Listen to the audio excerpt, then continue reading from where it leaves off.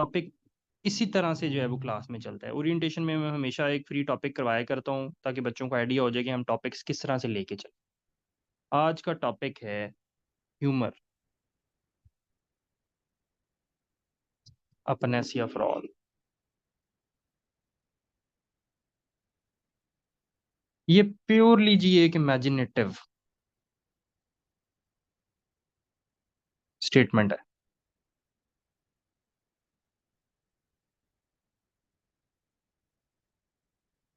Examiner आपसे demand करता है कि आप कितने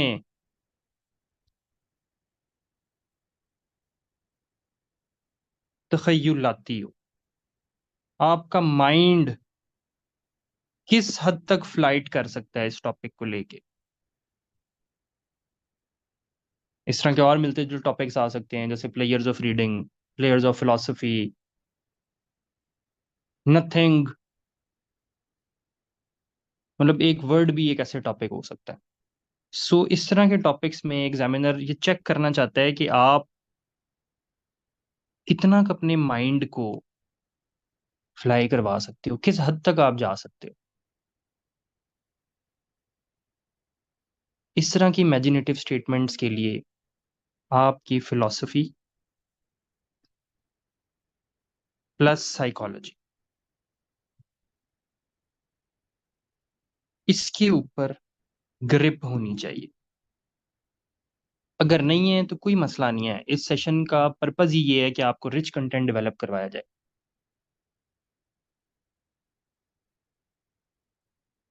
आपकी इसके ऊपर ग्रिप होगी, प्लस आपकी जो लैंग्वेज है फिर इस ऐसे में लैंग्वेज भी बड़ी फिर स्ट्रांग होनी चाहिए। अब यहाँ पे ये आ गई इंग्लिश, जो आपने लिख के एग्जामिनर से बात करनी है। क्योंकि इमेजिनेटिव है ना, आपने उसको अपनी जार्गन से,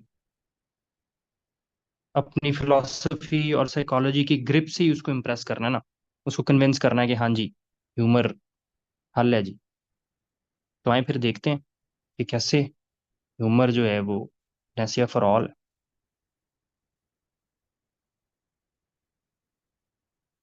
ह्यूमर इंसानी जिंदगी में बिल्कुल इसी तरह से ही है, जैसे एक साफ हवा। जैसे आपको सांस लेने के लिए क्लीन एयर दरकार होती है ना, ऐसे ही एक गुड लाइफ गुजारने के लिए आपको ह्यूमर दरकार होता है।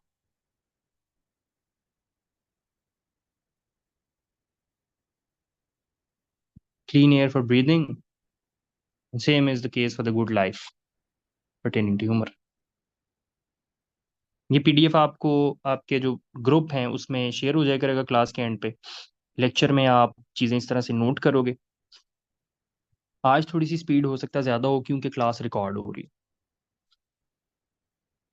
प्लस अगर आप लोग इनरोल होना चाहते हैं तो आप कोऑर्डिनेटर से रब्ता कर सकते हैं, 0316 6867 525।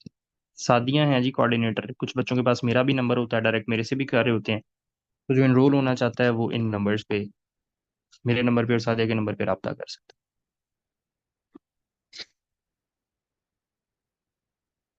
ह्यूमर का प्रोफाउंड इम्पैक्ट होता है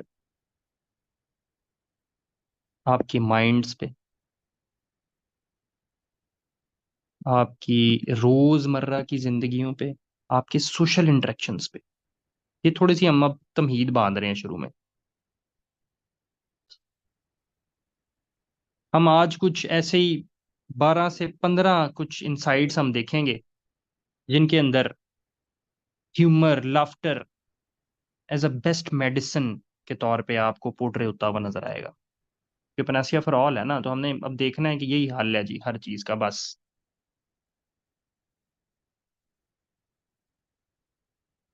अब वो जो पनासिया फॉर ऑल है उसमें एक चीज जो है वो बहुत जरूरी है। ऐसे दो तीन चीजें हैं, लेकिन अगर आप एक एस्पेक्ट सिर्फ उसका देखें, ह्यूमर एज अ पनासिया का, तो उसको क्या होना चाहिए जी, रिस्पेक्टफुल। ये भी हम तमहीद बांध रहे हैं। उसको इंक्लूसिव होना चाहिए, और उसको प्लूरलिस्टिक होना चाहिए, क्योंकि हमने एंड पे जाके अदर साइड भी देखनी है। तो ये हम पहले क्लियर करेंगे कि ये अभी पेनासिया फॉर ऑल कौन सा है जी, जो रिस्पेक्टफुल है, इंक्लूसिव है, प्लूरलिस्टिक है, जो तमीज करता है मल्टी कल्चर्स की भी।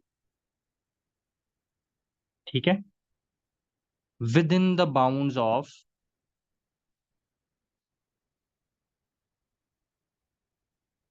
Respect and modesty.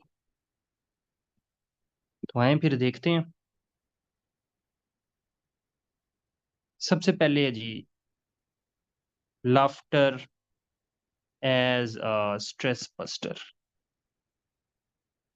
अब चूंकि हमने इसमें फिलोसॉफिकल इंसाइट देखनी है, तो ऑब्वियसली किसी फिलोसॉफिकल और साइकोलॉजिकल इंसाइट देखनी है, तो ऑब्वियसली हम किसी बंदे को लाएंगे इधर, और प्योरली इमेजिनेटिव केसेस को भी हम डिस्कस करेंगे, क्योंकि इमेजिनेशन दिखा रहे हैं ना आप उसको। तो फिलोसफी और साइकोलॉजी का टच दे के आप उसको इमेजिनेटिव सिनेरियो भी दिखाएंगे। Sigmund Freud. सिगमंड फ्रॉइड आपको laughter as a stress buster का कॉन्सेप्ट देता नजर आता है। वो कहता है ये एक रिलीजिंग वॉल्व है।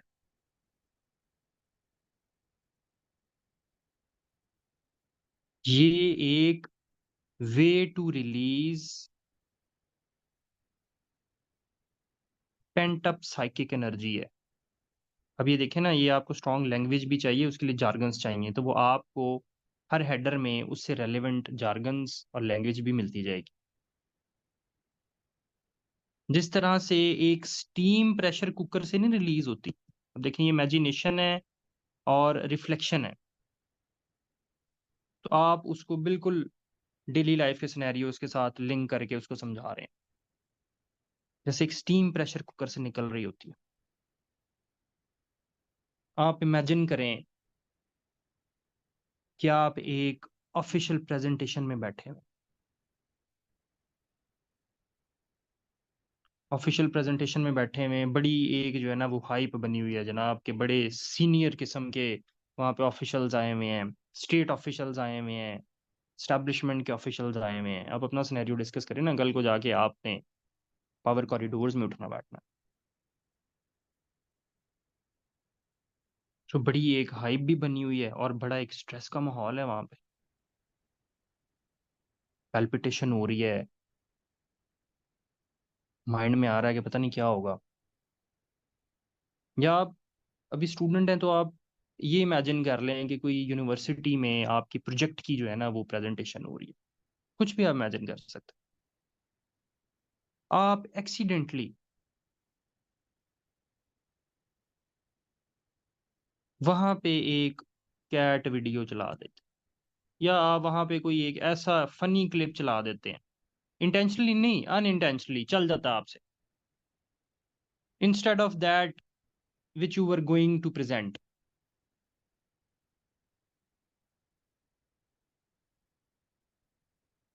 आप तो एकदम डरेंगे, लेकिन वहां पे जो अदर पार्टिसिपेंट्स हैं, वो अचानक से हंसना शुरू कर देते। एक प्रॉम्प्ट वेव ऑफ लाफ्टर ये आती है अदर पार्टिसिपेंट्स की तरफ से। तो वो जो एक किस्म का प्रोफेशनल डल एनवायरनमेंट बना हुआ था ना, वो अचानक से एक फ्रेंडली एनवायरनमेंट में कन्वर्ट हो जाएगा। और वो जो मूवमेंट है, वो एक universal amusement and stress reliever ये साबित होगा। अब इसे होगा क्या, वो जो शेयर्ड लाफ्टर था ना, जो अदर पार्टिसिपेंट्स ने शुरू किया, और फिर आप भी ऑब्वियसली हंसेंगे वहां पे, वो इमीडिएटली क्या करेगा, वो जो एक स्ट्रेस का माहौल बना हुआ था ना, इमीडिएटली क्या करेगा, रिलीव कर देगा उस किसको, प्रेशर कुकर को, जो स्टीम निकली है अंदर से, ठीक है, रिलीजिंग वाल्व के तौर पे काम आएगा। ये जोड़ दे रहे हैं ना ऊपर हमने जो इनसाइड देखी है, ठीक है। तो एक सडन रिलैक्सेशन और पॉजिटिव फेमिलियल एनवायरनमेंट बन जाएगी वहां पे, जो कि पहले क्या बनी हुई थी, बड़ी एक स्ट्रेस बेस्ड बनी हुई थी। और फिर आगे जो वो प्रेजेंटेशन है या वो मीटिंग है, बड़ी सूझ जाएगी। अब इमेजिन करें अगर ऐसा ना होता और वो मिस्टेक आप कर बैठते, व्हाट इफ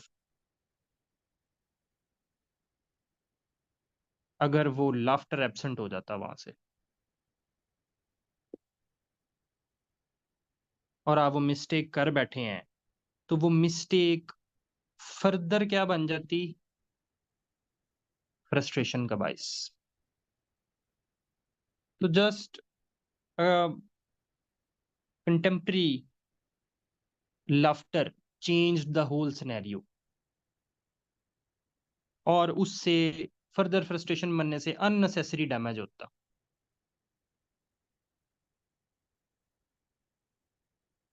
और उससे ऑब्वियसली पूरी मीटिंग का माहौल जो है वो खराब हो जाता।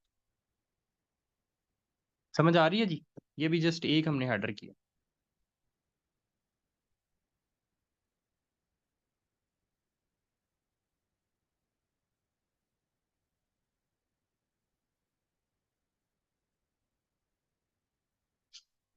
Next one is feeling good about ourselves through jokes।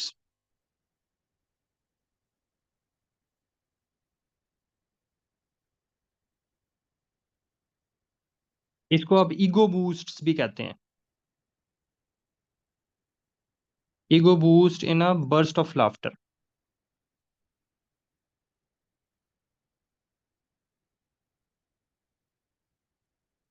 ये कॉन्सेप्ट आपको हॉब्स ने दिया है, फिलोसोफर है हॉब्स। हॉब्स ने अपने फिलोसॉफिकल वर्क में ये नोट किया कि जो सडन सेंस ऑफ सुपरियोरिटी है ना,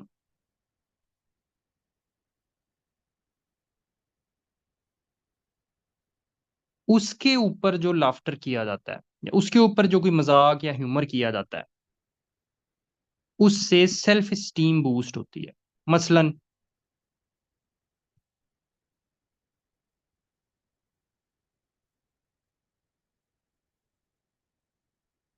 इमेजिन करें कि आप अपने पार्टनर के साथ वॉक कर रहे हैं। आप ये वीडियोस भी देखते हैं, उसके ऊपर क्लिप्स भी देखते हैं छोटे छोटे। ये चीजें आपने इनकॉर्पोरेट करनी होती हैं अपनी राइटिंग के अंदर। ये आपकी क्या होती है, ये आपकी ऑब्जर्वेशन होती है। आप अपने पार्टनर के साथ वॉक कर रहे हैं या अपने किसी सीनियर के साथ वॉक कर रहे हैं, आप अचानक से गिर जाते हैं।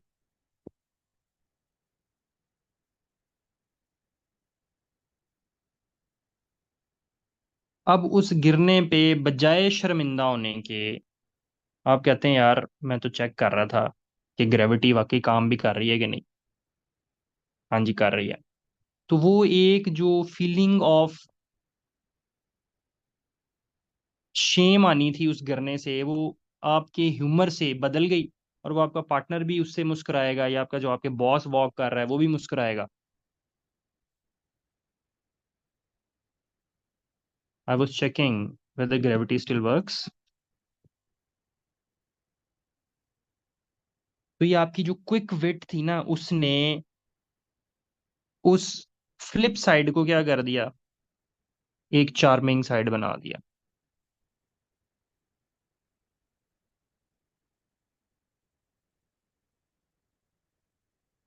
इससे वो जो मोमेंट ऑफ एम्बेरसमेंट था ना,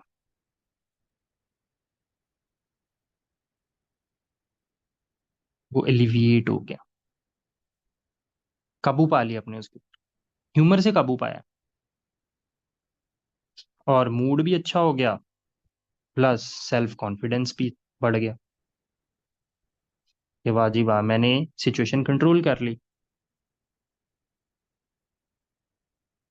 तो आप इमेजिन करें कि अगर आप इस तरह की सिली मिस्टेक्स के अंदर ह्यूमर ना ऐड करें और एम्बेरसमेंट्स फील करना शुरू कर दें छोटी छोटी बातों पे, तो आप नेगेटिवली इम्पेक्ट हो जाएंगे, आपकी सेल्फ इंस्टीम कम हो जाएगी, आप सोशल एंजाइटी का शिकार हो जाएंगे।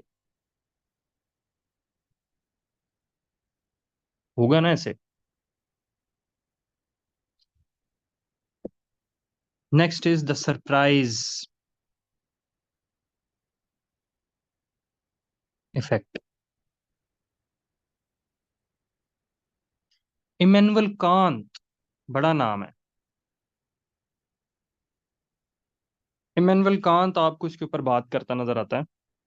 इमैनुअल कांत कहता है कि अनएक्सपेक्टेड ह्यूमर में जो मजा है ना, वो है ही किसी में। Unexpected, surprise.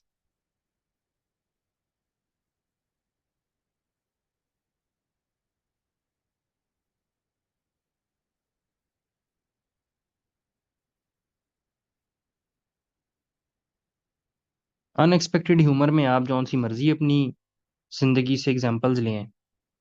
आप फर्ज करें आप एक गैदरिंग में हैं, वहां पे जो चीफ गेस्ट है, बड़ा एक टेंस माहौल बना हुआ है, चीफ गेस्ट का फोन बजता है और उस फोन की जो रिंगटोन है वो एक पॉप सॉन्ग है।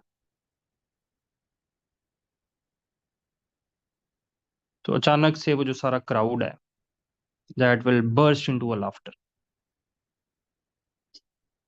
जिससे पूरे इवेंट का जो मूड है वो लाइट हो जाए।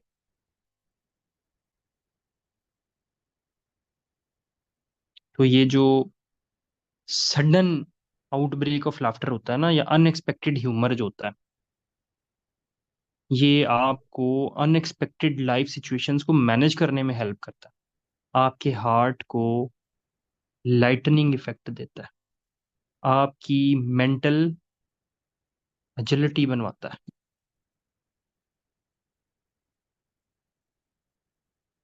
तो फर्ज करें अगर ये ना हो, तो आपकी डेली लाइफ ऐसे डल हो जाए, आप लेस एडॉप्टिव हो जाएंगे टू अनफॉरसीन चैलेंजेस। आप ये जो सिचुएशंस है ना, आप इनको चेंज भी कर सकते हैं, चेंज कर सकते हैं तो बहुत अच्छी बात है। आप अपनी तरफ से भी कुछ लिख सकते हैं। इमेजिनेशन है ना, जितना आप अपना दिमाग ले जाएं।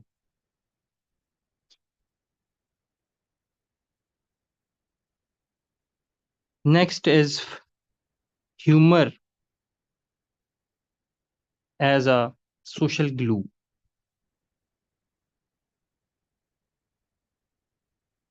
हेनरी बर्ग्यूसन,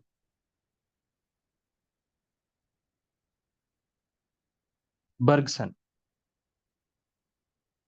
इनका ये मानना है कि जो ह्यूमर है ना, जो लाफ्टर है, जो जोक्स हैं, ये एक सोशल करेक्टिवनेस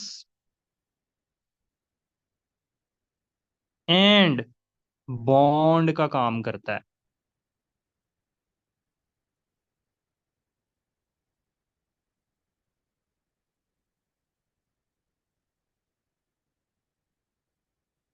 इसके ऊपर आप जौन सी मर्जी एग्जांपल लें।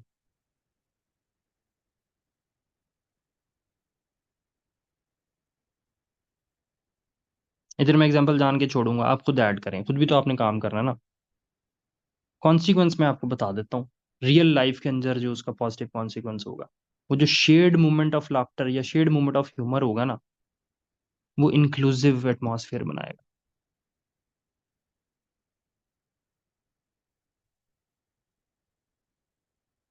इससे पीयर कनेक्शंस, अब देखो ना, पनेसिया फॉर ऑल है तो वो किस तरह से, वो हम हर हेडर के अंदर सेपरेटली देखते जा रहे हैं, एक सिनेरियो भी डिस्कस करते जा रहे हैं, उसका इनसाइड भी डिस्कस करते जा रहे हैं, और देख भी रहे हैं कि वो किस तरह से डेवलप कर रहा है, एक सोल्यूशन दे रहा है ना किसी भी चीज़ का। तो वो पीयर कनेक्शंस डेवलप हो रहे हैं, इससे आपका सोशल कैपिटल बनता है। सोशल कैपिटल एक पूरा कॉन्सेप्ट है, इसके ऊपर 2 घंटे कैसे तैयार हो सकता है।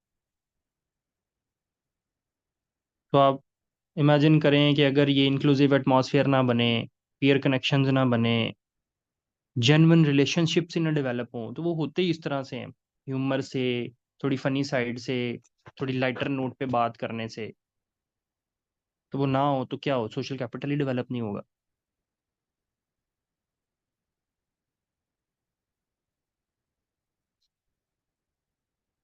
Next is catharsis through laughter. ये अरिस्टोटल का कॉन्सेप्ट है। अब आपने ये फिलोसफर सारे पढ़े होंगे, लेकिन इनके ये वाले कॉन्सेप्ट मुझे नहीं लगता कभी पढ़े होंगे, क्योंकि जो एक फिलोसफर होता है ना, उसने हर चीज़ के ऊपर बात की होती है। उसने ह्यूमर पे भी बात की होती है, उसने सैड फीलिंग्स पे भी बात की होती है, उसने ह्यूमन इंटरेक्शंस पे बात की होती है। पॉलिटिकल फिलोसफी तो आप साइड पे रखें ना, पॉलिटिकल फिलोसफी तो उसने करनी है। दूसरे एस्पेक्ट्स ऑफ लाइफ पे भी उसने बहुत ज़्यादा बात की होती है। वो उसकी प्लेन फिलोसफी में आपको चीज़ें मिलती हैं। एरिस्टोटल आपको कैथारसिस थ्रू लाफ्टर पे बात करता नजर आता है।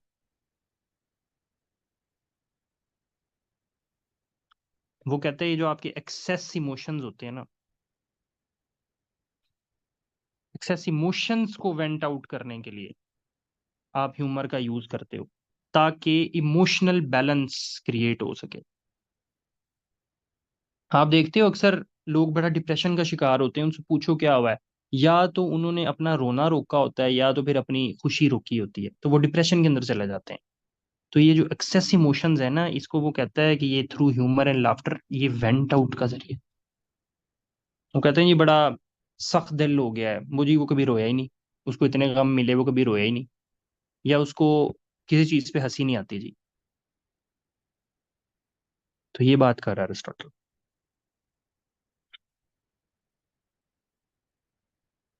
आप इमेजिन करें कि एक बहुत ज्यादा हीटेड डिबेट चल रही है। उस हीटेड डिबेट में एक चीज के ऊपर फंस गए हैं वो दोनों पार्टिसिपेंट्स। तो अगर उनमें से एक पार्टिसिपेंट डेलिबरेटली, इंटेंशनली एक पॉइंट को इतना एग्जैजरेट कर देता है, इतना एग्जैजरेट कर देता है, इतने, आप ये समझ लें कि बड़ा आपको लग रहा होगा कि एब्सर्ड डिग्री में उसको एग्जैजरेट कर रहा है, लेकिन लोग उसका शुगर लगाना शुरू कर देते हैं वहां पे। तो वो जब उस पॉइंट, उस टिपिंग पॉइंट पे वो पहुंचेंगे ना, इवन के उसका ओपोनेंट भी अपनी जो हंसी है ना, उसको रोक नहीं पाएगा। तो इससे वो जो एक हीटेड डिबेट में एक वो जो क्या कहते हैं उसको, स्टेलमेट आ गया है, वो ब्रेक हो जाएगा, बैलेंस क्रिएट हो जाएगा। वो जो एक हॉट टेम्परेचर बना हुआ था रूम में, वो भी थोड़ा सा नीचे आ जाएगा। अब इसे होता क्या है, अब ये खुद ह्यूमर क्रिएट किया ना एक पार्टिसिपेंट ने। अब उसने जब वो क्रिएट किया ना, तो वो अपने ही रिएक्शन को, ओन रिएक्शन को क्या कर रहा है, मोर ऑब्जेक्टिवली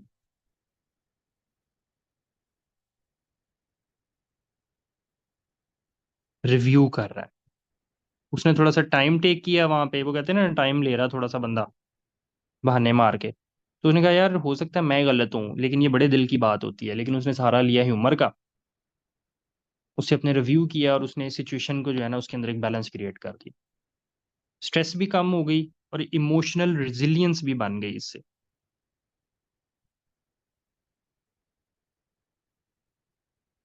तो फर्ज करेंगे ऐसा ना हो, हम छोटे छोटे इश्यूज को ड्रामेटाइज करना शुरू कर दें, तो उससे क्या होता है, फिर इमोशनल इम्बैलेंस हो जाता है, स्ट्रेस इंक्रीज हो जाती है, तो फिर वो पनैसिया तो ना रहा ना।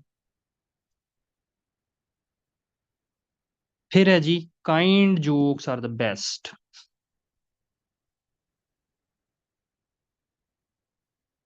समझ आ रही हैं बातें?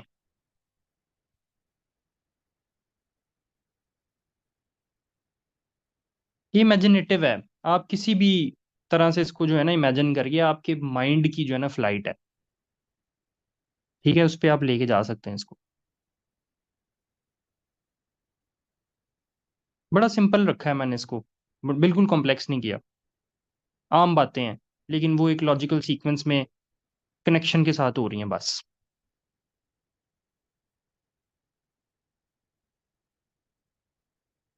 ठीक है। Kind jokes are the best. Morreall. ये स्कॉलर है।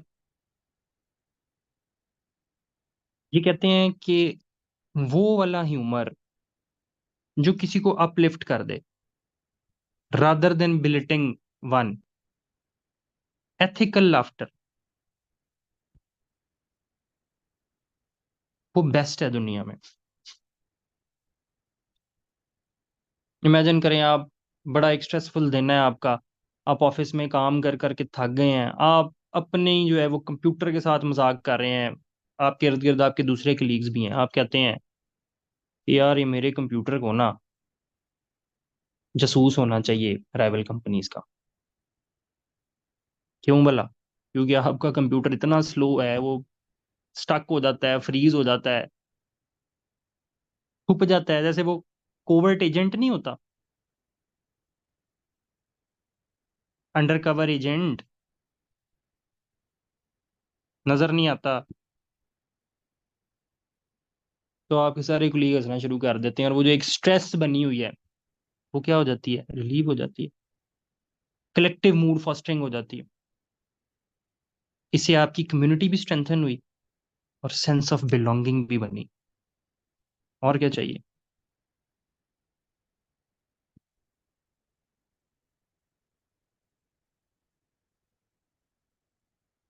बजाय कि आप उधर ये कहना शुरू कर देते ये तो कंपनी फजूल है, ये तो फलाना है, कंप्यूटर भी हमें ठीक नहीं दिए हुए, तो वो एक नेगेटिव एनवायरनमेंट बन जाना था वहां पे। ये साथ कंपेयर करते जाना है, what if, what if, what if, अगर ये ना हो, ये ना हो, ये ना हो, क्या होगा, हर हेडर में मैं आपको बता रहा हूँ साहब। बात करने का तरीका है ना, एक उसने कह दिया यार मुझे लगता है कि ये कोई अंडर कवर एजेंट है मेरा कंप्यूटर ना, ये स्टक हो जाता है, लगता है ਉੱਥੇ जसूसी करंट टुर जाता है दूसरी कंपनियां दी, हो वो स्टक ही रहा है। ये कहने का तरीका था, ये एक लाइटर टोन में कह दिया आपने, बजाय कि ये कहते कि ये तो कंप्यूटर थका हुआ दिया हुआ है जी मुझे, एक तो आगे हेक्टिक पूरे दिन की रूटीन बनी हुई है, और ऊपर से और आप उसको रीइंफोर्स कर रहे हो नेगेटिव बात कर करके, तो उससे बड़ा इमोशनल इम्बैलेंस भी हो जाता है ना। तो आपने उसकी बजाय काइंड जोक मार दिया वहां पे, तो ये ऐसे इन्वायरमेंट सुथरा हो गया वहां पे। नेक्स्ट इज, क्या है जी? Turning the tables with a laugh.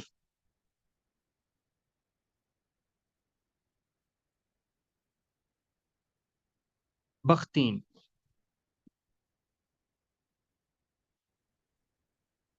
बख्तीन, scholar कहते हैं कि जो ह्यूमर होता है ना, ये सोशल नॉर्म्स को इन्वर्ट कर देता है।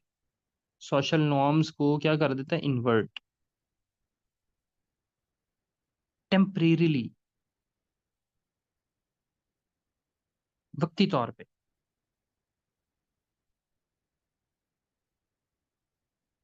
कैसे?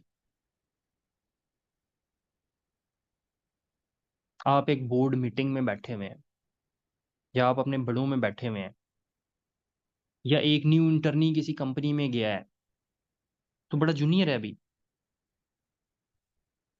तो वो वहां पे उस मीटिंग में एक एजेंडा प्रेजेंट कर देता है कि यार ये जो कॉफी ब्रेक्स होती है ना हमें, इसी जगह हमें क्या होनी चाहिए?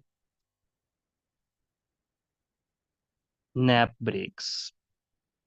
वो जैसे कहते हैं ना, पावर नैप्स, ये 10-10 मिनट की जो स्लीप लेते हैं आप, तो सारी, वो जो सारा आपका मीटिंग हॉल है वो हंसना शुरू कर देता है उसके ऊपर, आइस ब्रेकिंग हो जाती है। इवन वो वहां पे जो आपका बॉस बैठा हुआ है, सीईओ बैठा हुआ है, वो भी हंसना शुरू कर देता है।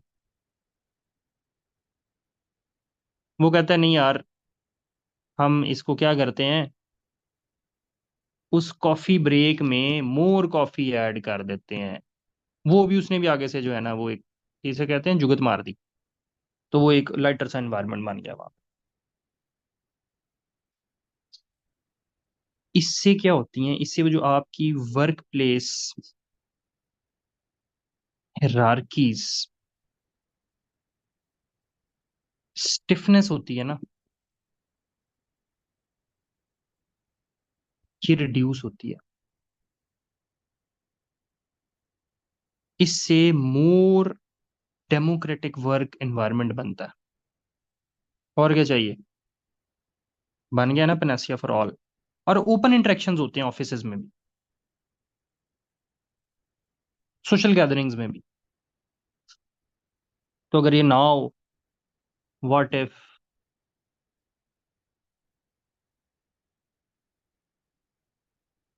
एब्सेंट, तो रिजिड सोशल स्ट्रक्चर्स बन जाएं,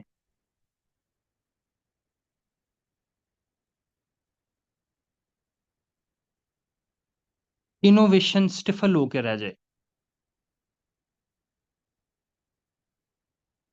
इनोवेशन स्टिफल हो गई तो फिर कंपनियों का भी डाउनफॉल हो जाता है, मुल्क गिर जाते हैं नीचे। Next is laughing in the face of, वो हम अक्सर कहते होते हैं ना, कभी हंस भी लिया करो। तो ये कभी हंस भी लिया करो पे ऐसे कर रहे हैं आज हम, ये समझ लें, कभी हंस भी लिया करो। ठीक है, बड़े मसले आ गए जिंदगी में, ये हो गया ये हो गया, तो कभी हंस भी लिया करो। Laughing in the face of the ridiculous. ये देखें, हेडर्स भी जो है ना, वो मैं एक बड़ी स्ट्रांग लैंग्वेज में बनवा रहा हूँ आपको। कैमस,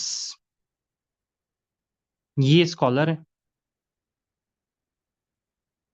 इनका ये मानना है कि हम ह्यूमर से, हम लाफ्टर से, हम जोक से, हम लाइटर टोन में कोई चीज पोर्ट्रे करने से लाइफ की जो इनहेरेंट अब एब्सर्डिटीज, जो एब्सर्डिटीज है ना, इनहेरेंट एब्सर्डिटीज, उनके साथ कोप अप कर सकते हैं, उनको ओवरकम कर सकते हैं।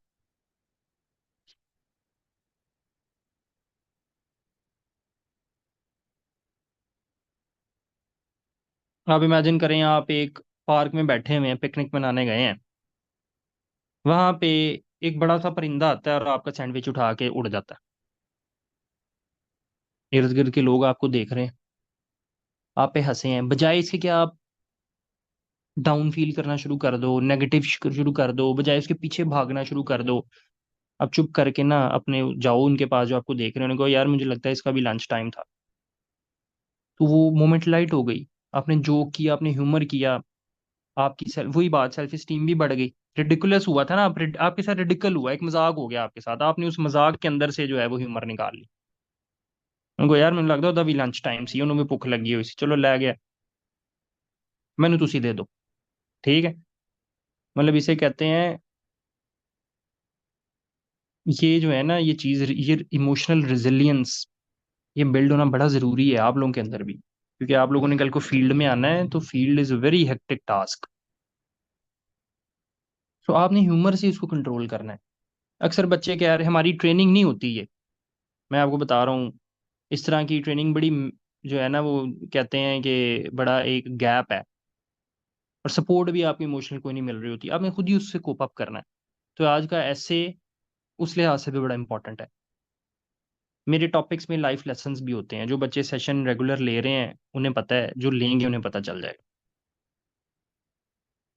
तो ह्यूमर आपको कोपिंग मैकेनिज्म प्रोवाइड करता है।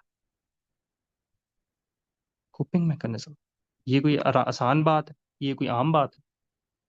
जिससे आप अनप्रिडिक्टेबल जो लाइफ के चैलेंजेस, अनप्रिडिक्टेबल है ना, वो परिंदा आया वहां पे ले गया आपका लंच, या आपका लंच चोरी हो जाता है कहीं से, तो बजाय आप परेशान होने को, यार चलो उन्होंने भुख लगी होनी, चोर ने ले गया, इजी ले जाए, कभी हंस भी लिया करो। तो फर्ज करें अगर ये नहीं होता, तो आप इवन माइनर जो एडवर्सिटीज है ना, माइनर एडवर्सिटीज, उनसे भी ओवरवेलम हो जाएंगे आप, वो आपको खा जाएंगी, आपकी ability to cope the challenges वो खत्म हो जाएगी। Next is play time for brain, for our brains. Eastman. समझ आ रही है? समझ आ रही है?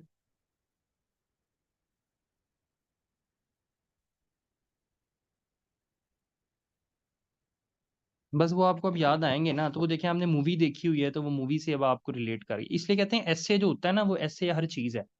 आपने कोई मूवी देखी है, कोई नॉवल पढ़ा है, हैरी पॉटर, जेके रॉलिंस की स्टेटमेंट आ गई थी पिछले कुछ चंद साल पहले, 1-2 साल पहले की बात है।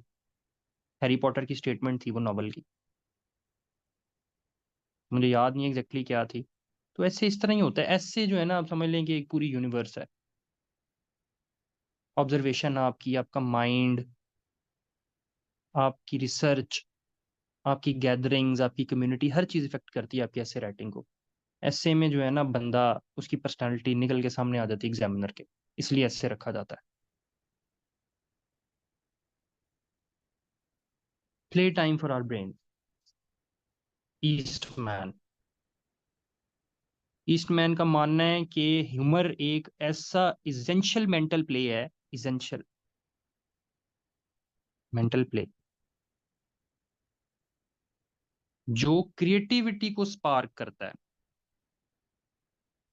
तो हो गया ना पनेसिया फॉर ऑल, ये लिखते जाना है हर एक के अंदर। क्रिएटिविटी नहीं होगी तो क्या ही हल निकाल लेंगे आप चीजों का।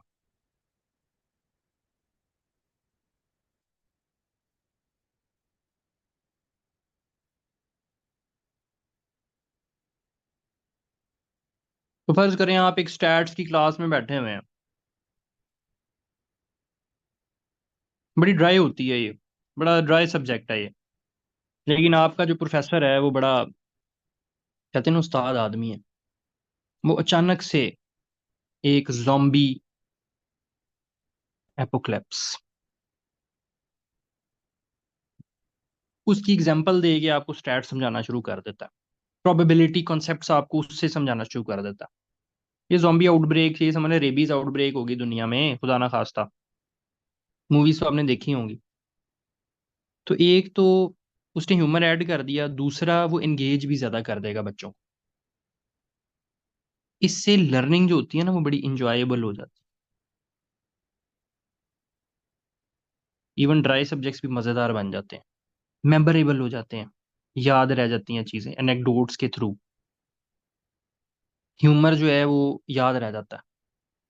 क्रिएटिव थिंकिंग इससे फास्टर होती है।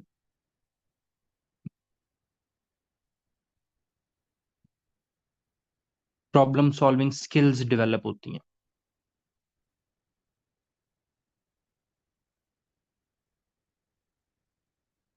ठीक है। फर्ज करें फिर ऐसा ना हो, तो फिर बोरिंग सब्जेक्ट्स पढ़ने कितने मुश्किल हो जाए। तो वो इवन के लर्निंग का जो कॉन्सेप्ट है, वो भी बड़ा एक टीडियस किस्म का टास्क बन जाए, बड़ा मुश्किल। आपकी इंटेलेक्चुअल क्यूरोसिटी मर जाए कहीं, क्रिएटिविटी मर जाए कहीं। Next is healing through humour.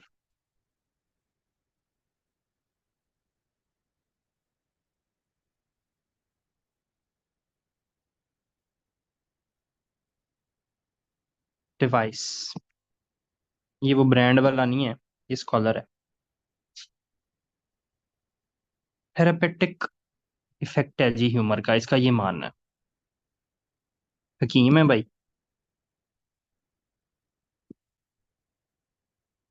Particularly in trauma recovery. Trauma recovery में लिवाइस का मानना है जी कि ह्यूमर से बढ़ के कोई दवा नहीं है।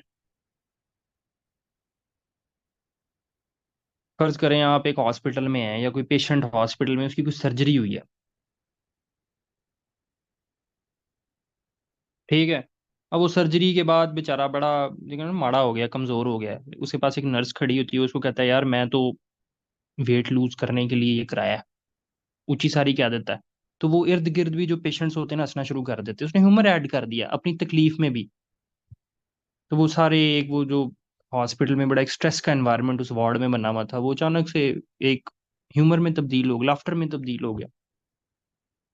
नर्स भी हंसती है और अदर पेशेंट्स भी, बड़ा एक लाइटर सा एटमॉस्फेयर वहां पे बन जाता है। कि मैं तो भाई, ये भी एक तरीका है वजन कम करने का। ठीक है, सर्जरी कराना। तो इससे बर्डन ऑफ स्ट्रेसफुल और पेनफुल एक्सपीरियंस जो है ना, वो लाइटन हो जाता है। और इससे इमोशनल रिकवरी भी एड होती है।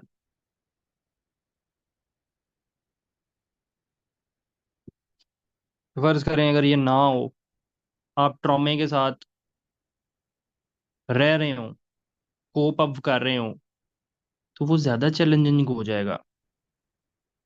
प्रोलॉन्ग्ड इमोशनल डिस्ट्रेस बन जाएगी आपके लिए।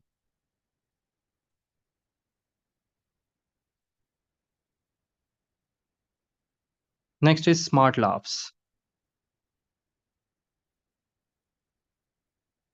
Smart laughs. ट्रिचले, ये स्कॉलर है। ये कहते हैं कि आपने सोसाइटल जो नॉर्म्स है ना, ट्रेडिशनल, उनको चैलेंज करना है, तो ह्यूमर से बड़ी कोई चीज नहीं हो सकती। और आपने थॉट प्रोवोक करवानी है तो आप देखते नहीं, कार्टून्स भी बना रहे होते हैं कार्टूनिस्ट्स बड़े, कई दफा मजाहिया अंदाज में भी बने होते हैं। वो आपका जो है वो पराचा, वो जो लिख रहा है अखबार में, कौन सी अखबार में लिखता है वो, नदीम एफ पराचा, वो बड़ा ह्यूमर का यूज करता है। तो सोसाइटल नॉर्म्स को चैलेंज करने के लिए भी स्मार्ट ह्यूमर का use as a panacea for all social ills हो सकता है।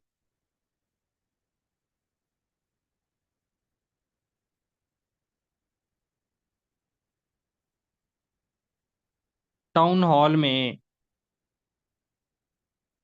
रोड रिपेयर्स के ऊपर एक मीटिंग चल रही है, और खड़े होके एक बंदा वहां पे कहता है कि हाँ जी, हम तो ये जो सड़कें हैं ना जनाब, एलियंस के लिए रिपेयर कर रहे हैं। क्यों भला? क्योंकि छोटे छोटे चंक्स में आप कर रहे हो, एलियंस ने कौन सा आज ही आ जाना। तुम्हारा तो उसने ह्यूमर ऐसे टायर किया है एक किस्म का, लेकिन उसने एनवायरनमेंट बड़ा फ्रेंडली कर दिया वहां। और उस इशू को टेंशन गेन हो गई है कि भाई, छोटे छोटे चंक्स में क्यों कर रहे हो, एक ही दफा करो ना उसे रिपेयर, किस्तों में क्यों कर रहे हो। तो वो थॉट प्रोवोक भी हुआ है वहां पे। इस तरह के ह्यूमर से क्रिटिकल थिंकिंग इनकरेज होती है, सेल्फ रिफ्लेक्शन। जब आप किसी को करते हो, मैं अक्सर से टायर करता होता हूँ, लेकिन होता भी ह्यूमरस वे में है। उसका मकसद ये होता है कि अगला बंदा ना सोचे कि यार ये मैंने क्या बात कर दी है। सेल्फ अवेयरनेस, पर्सनल ग्रोथ होती है उससे। तो फर्ज करें अगर ऐसे सोशल क्रिटिक अगर डार्क मैनर में होनी शुरू हो जाए, तो फिर क्या होगा, वो कन्फ्रंटेशनल बन जाएगी, वो ऑफेंसिव बन जाएगी। तो फिर वो बात का मकसद ही नहीं रहेगा, उसकी जो है वो इम्पैक्ट और एक्सेप्टेंस ही कम हो जाएगी। ठीक है। फिर है जी बिल्डिंग रेजिलियंस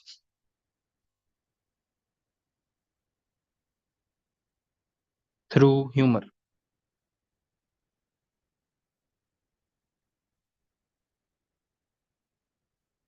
वायला, ये स्कॉलर है। इनका ये मानना है कि ह्यूमर जो है ना, वो एक मैच्योर डिफेंस मैकेनिज्म है,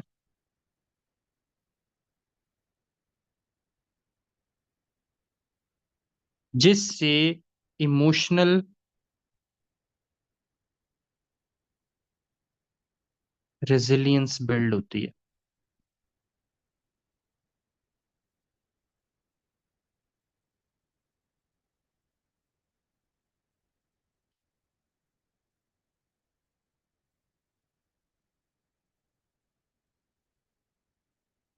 आप फर्ज करें आप एक हाई पे गए हुए हैं, हाइकिंग करते हैं ना पहाड़ों पे, बड़ा टफ होता है। तो आप एक डाउन स्लाइड से नीचे उतर रहे हैं। वो जो नीचे उतरना होता है ना पहाड़ से, वो ज़्यादा मुश्किल होता है, क्योंकि आपका जो सारा वेट है ना वो आगे फिंगर टोज पे आ रहा होता है। तो हम तो जब भी हाइक्स पे जाते हैं इस तरह की, जब उतराई आ जाती है ना बड़ी खतरनाक, तो फिर 6 6 महीने जो है ना वो हमारे अंगूठे नीले रहते हैं। वो वजन सारा फिंगर टोज पे आ गया ना आगे।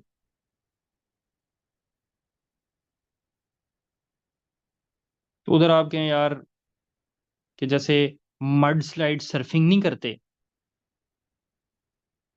चलो वैसे रोलिंग स्टार्ट कर देते हैं इधर। कोई उधर आप जोक ब्रेक कर दें।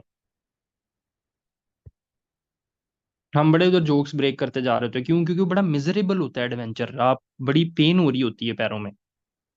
या अगर आप में से कोई हाइकर है तो आपको पता होगा।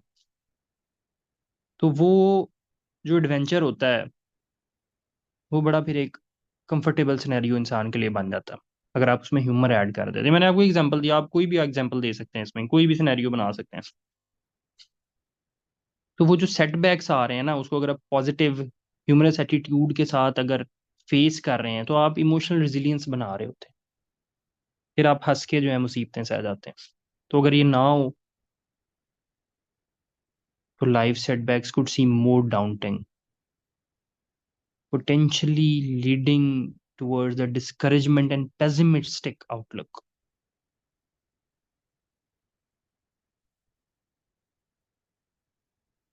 फिर है जी jokes that change the world.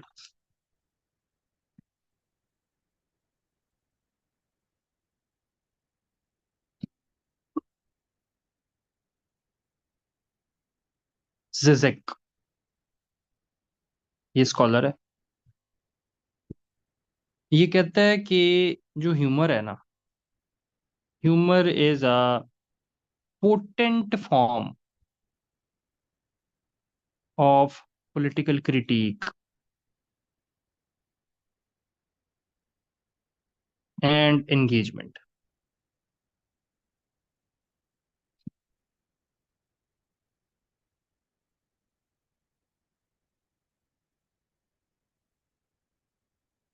आप आजकल देखते हो मीम्स बनती हैं। ये मैं अब आपको सिर्फ एक प्रिंसिपल दूंगा इसका। मीम्स बनती हैं, मीम्स किसके ऊपर बनती हैं? खासकर किसी पॉलिटिकल इशू पे बन जाती है। तो वो मीम के थ्रू अवेयरनेस जनरेट हो रही होती है। तो that is a potent form of political critic and engagement ना। एंगेजमेंट भी लोगों की बढ़ गई, और बड़े एक आला उम्दा अंदाज में जो है ना क्रिटिक भी होगी उसके ऊपर, वायरल हो जाती हैं। नेशन वाइड डिस्कशंस स्टार्ट हो जाती हैं उसके ऊपर। अब ये मीम्स में हम, आप मेरे से ज्यादा देखते हो, जो सा मर्जी ले आओ इसके अंदर। इससे गैल्वनाइज होती है पब्लिक एंगेजमेंट। गैल्वनाइज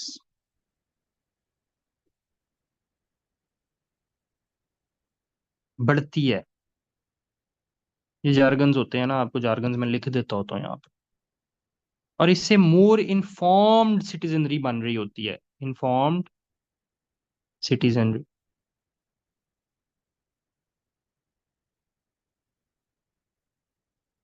और ये डेमोक्रेसी का प्री रेक्विजिट है। इन्फॉर्म सिटीजनरी तो हो गया ना पेनेसिया फॉर ऑल। तो व्हाट इफ अगर ये एबसेंट है तो वो पॉलिटिकल इश्यूज जो हैं वो डेंस ही रह जाएंगे, इनएक्सेसिबल रह जाएंगे। सिविक पार्टिसिपेशन ही नहीं बन पाएगी, और इन्फॉर्म डिबेट्स ही नहीं हो पाएंगी। तो फिर क्या हो जाएगा? आप इग्नोरेंस में रह जाओगे। इग्नोरेंस। समझ आ रही है?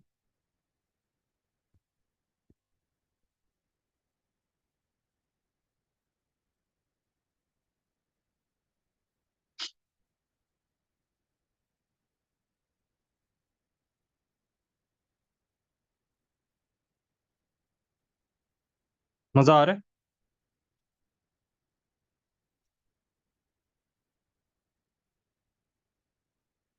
चलो मैं एंड पे लेता हूँ कमेंट्स।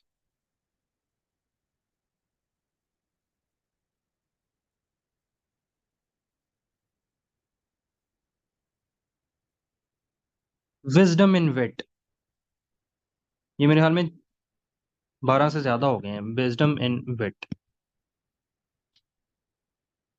टेनेट।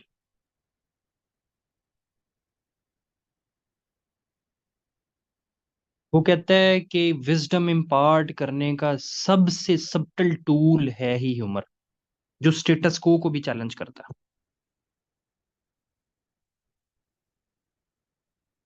सबसे सबटल टूल है ह्यूमर, विजडम इम्पार्ट करने के लिए।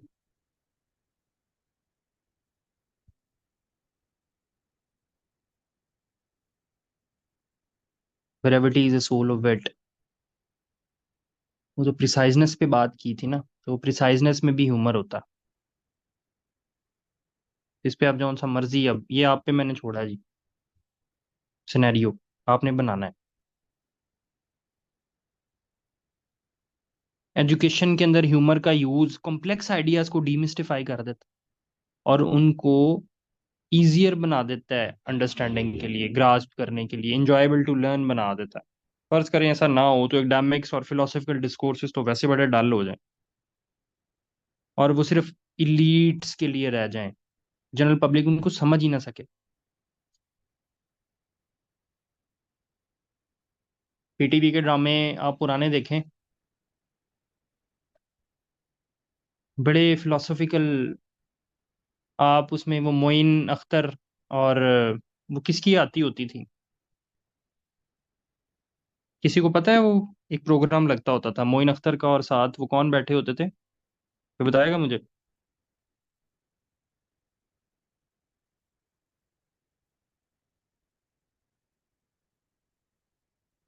Loose talk, very good, Anwar Maqsood. Yes, तो वो एग्जांपल आपके सामने, ह्यूमर से भरपूर फिलोसफिकल इंसाइट्स।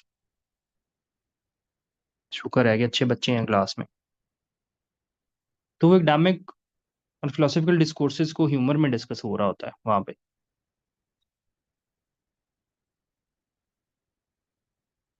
तो अब आपने इसकी जो है ना other side of the coin भी देखनी है यहाँ पे। वो क्या है? कौन सा ह्यूमर पैनासिया फॉर ऑल नहीं है, जिसको अवॉइड करना है? कैसे करना है ये नहीं हमने बताना, बस ये नहीं है। कौन सी साइड पैनासिया फॉर ऑल नहीं है और उसको दैट शुड बी अवॉइडेड। थोड़ी सी इस पे हम बात करेंगे बस। ह्यूमर ऑल्दो एक पावरफुल टूल है जो कि स्पिरिट्स को अपलिफ्ट कर देता है, लोगों को साथ लेके आता है, बैरियर्स को ब्रेक डाउन कर देता है, लेकिन हर तरह का नहीं। ऊपर हमने बात की थी इंक्लूसिव हो, रिस्पेक्टफुल हो, और भी दो चार वैल्यूज हमने देखी थी। कुछ टाइप्स ऑफ ह्यूमर जो है वो हार्मफुल भी होते हैं, जिससे डिविजन्स भी बढ़ जाती हैं, साइकोलॉजिकल डैमेज भी हो जाता है। सो ये इंपॉर्टेंट है कि आप उसको रिकॉग्नाइज करो। ये रिकॉर्डिंग हो रही है इसलिए मैं तेज बोल रहा हूँ थोड़ा सा।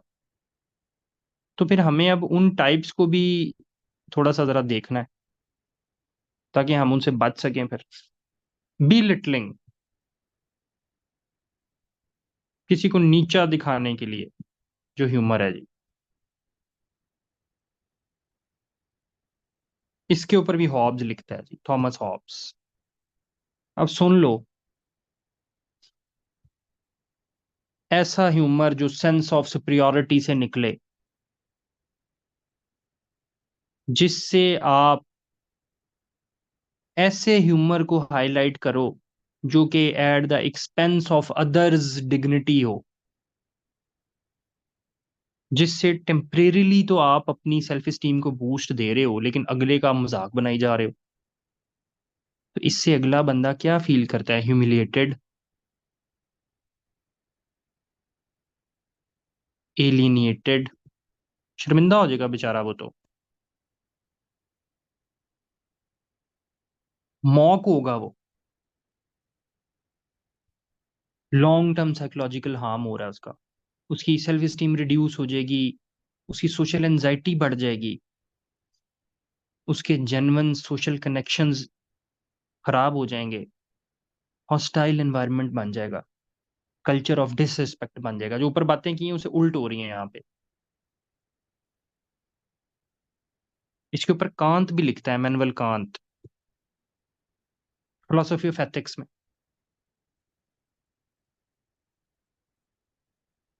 कि आपने इंडिविजुअल्स को क्या करना है, इंडिविजुअल्स को एज एंड कंसिडर करना है, as a means to end नहीं कंसिडर करना। कि आप अब इसमें समझाने के लिए ये है कि इंडिविजुअल एज ए एंड है, इसका मतलब है आपने अगर ह्यूमर करना भी है तो उस अच्छे तरीके से करना है, बेइज्जती नहीं करनी अगले की।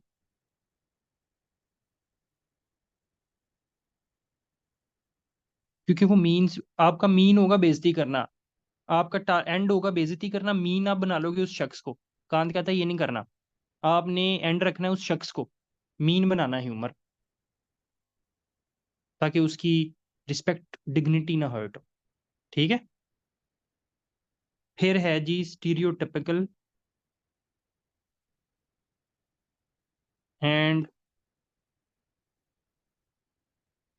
प्रेजुडिशियल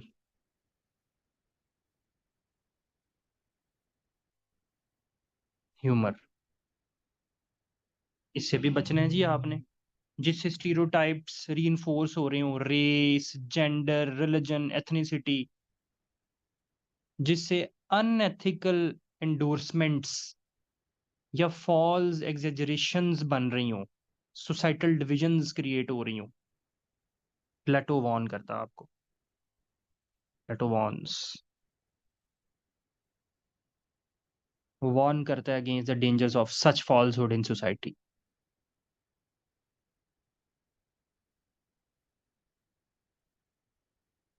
स्टीरियोटिपिकल ह्यूमर से होता क्या है? इन ग्रुप प्रेजुडाइस, इन ग्रुप आउट ग्रुप डायनामिक्स में प्रेजुडिस परपिचुएट कर जाता है,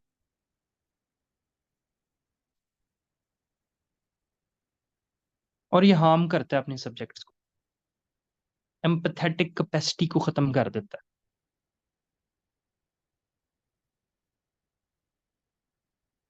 इससे जस्टिस, एम्पथी, रिस्पेक्ट, जो मॉरल हेल्थ के लिए जरूरी होते हैं ना, इंडिविजुअल्स की भी और कम्युनिटीज की भी, खत्म हो जाते हैं।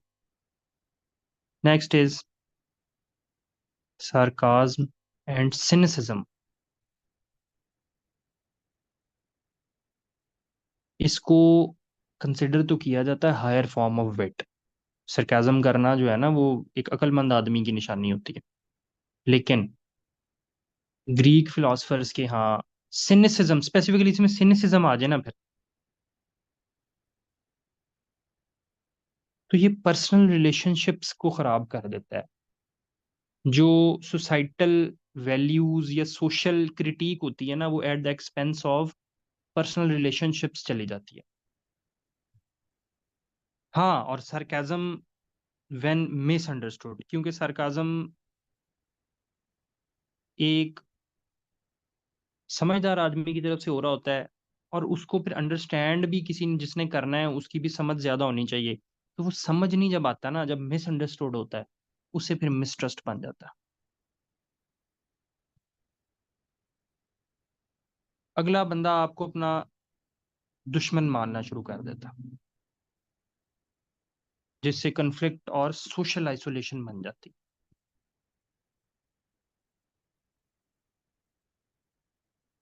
एरिस्टोटल आपको वार्न करता है इससे, कि उधर करो जहां पे समझ भी आनी है, हर जगह नहीं करी जाना।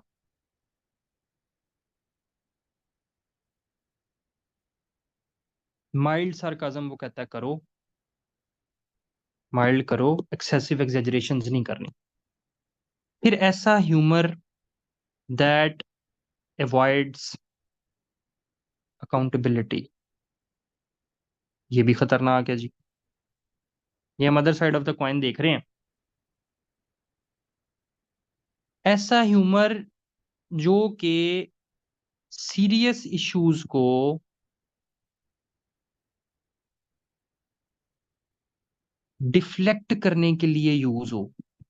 ऊपर हमने बात की थी सीरियस इश्यूज को हाईलाइट करने के लिए, इधर बात हो रही है सीरियस इश्यूज को डिफ्लेक्ट करने के लिए, डिट्रैक्ट करने के लिए, उन्हें छुपाने के लिए, कि जिससे वो जो एक गलत काम हो रहा है ना सोसाइटी में, वो बच जाएं करने वाले।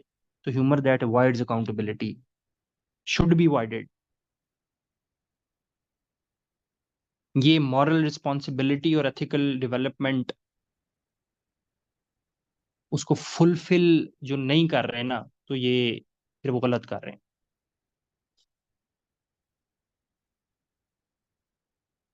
सोसाइटी की भी ग्रोथ रुक गई, इन पर्सनल ग्रोथ भी रुक जाएगी, मैच्योर नहीं होगी आपके रिलेशनशिप्स पे।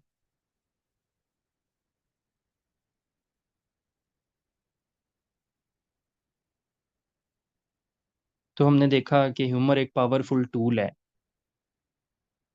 फॉर गुड, उसको रिस्पॉन्सिबली यूज करना है। कंक्लूजन में आप ये बात कर सकते हो, ह्यूमर एक पावरफुल टूल है जिसको आपने रिस्पॉन्सिबली यूज करना है,